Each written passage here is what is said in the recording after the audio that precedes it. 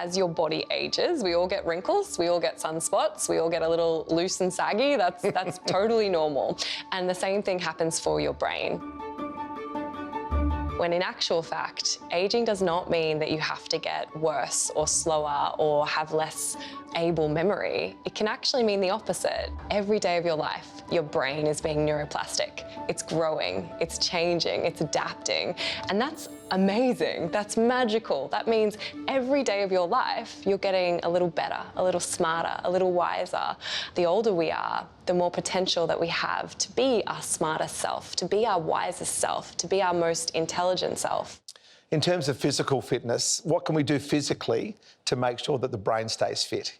So there's a really great term, it's called cognitive reserve, and I like to use a little analogy when I talk about this. So you can imagine your cognitive reserve like a little buffer zone in your brain, and imagine like a little Pac-Man is eating away, nom nom nom, eating away at that buffer, right? Yeah. So your buffer is the space between when you might start showing the normal signs of aging. And you can make your cognitive reserve really, really wide and really big. You have a nice big buffer for Pac-Man to nom nom eat away at if you do certain things. Two big factors in having a big cognitive reserve is socializing and learning. Socializing, number one. That means putting yourself out there.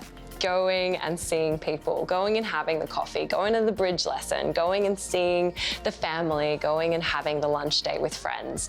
And the reason that is because you can never predict what's going to happen socially, right? We never know what someone's going to say. You never know what's going to come out of their mouth. You never know what's going to happen in the social setting. So that essentially forces your brain to stay on its toes. The second point was learning, always learning.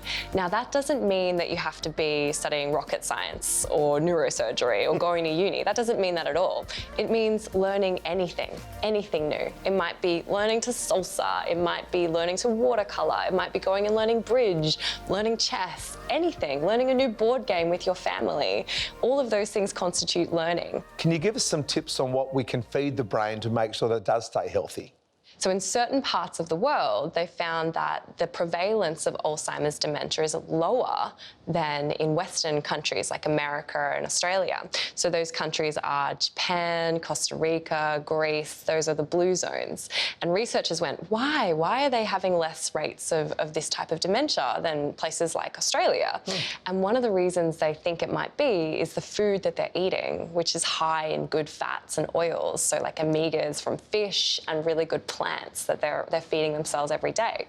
90% of your serotonin is actually made in your gut, not in your brain. So if you want to feel happy and if you want to feel good, you need to be fueling your body in the right way.